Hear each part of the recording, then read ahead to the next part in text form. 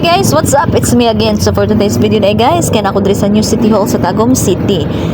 So naglingkod ako diri guys kay tan-awon sa ako ni ako ang mga requirements kay akong tuyo lagi diri is magkuha ko og business permit kay na foreclosure ng Pereiras Diyos ko Lord Diyos mio. So na foreclosure ang Pereiras guys kay sa una na ako'y permit. So katong January di ba pag January gani tingrin nyo na siya sa kuan license sa business and then dito ako atong January kay akong tuyo ipa-renew and then ipa-change address and then okay na to siya niya niingon na to no gi-comply na ako tanang requirements so wala ko problema sa mga requirements daan guys kay bago ko moadtog City Hall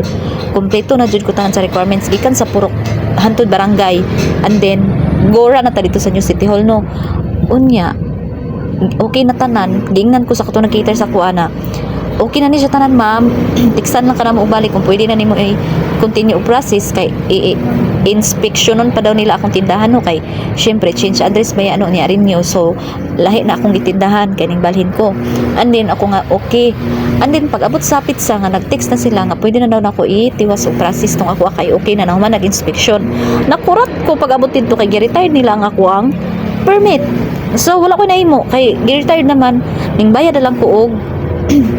bayad para sa retired so gamay ra man kung gamayran kay retired naman and then kung i-retire dai nimong imong permit guys mudagan pa ka og 6 months bago na pud ka mukuha og bago kay mukuha naman to ako bago ato nya gingnan ko nga mudagan pa na siya 6 months man bago na pud ka mukuha og balik so after 6 months pwede na ka mukuha og balik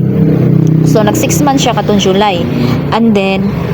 wala ko nagkuha kay plano na ko karong January na tana ako makuha kay langanin naruno kay bear na ba tano kunya karon kay nagsuroy ang city dito katupang miaging semana nagsuroy nya wala ako giliho kay gitapol ko glakaw and then gibalikan na pud dito pagkakuan nga naa daw paligid tulo ka adlaw para lihokon awa gyapon ko ning lakaw kay gitapol ko tapulan nagikik mo lakaw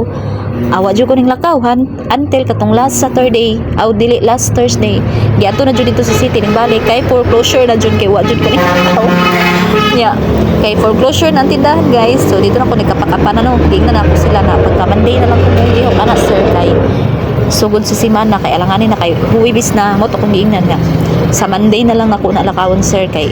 unang adlaw sa semana alanganin na pud karon so ni okay sila and then mo to pagka Monday dito ko sa New City Hall and then diretso ko dito sa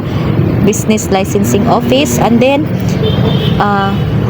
okay naman tanan kay naaman ko yung mga requirements lagi so kompleto na ko daan bago ko moadto dito sa City Hall kompleto na ko requirements anang problema lang nakuha ni mo na ako ang gipang tan-aw no kay syempre naaman na sa kuwang kanang mga envelope na ko dira nakabutang tanan mga requirements unya ang kulang na lang nakuha na ay kuan kanang kailangan ipa-xerox so mo na lang ang kulang nakuha na kay disod pud ihatag na to ang original so kailangan jud na ipa-xerox so mo na kompleto na tanan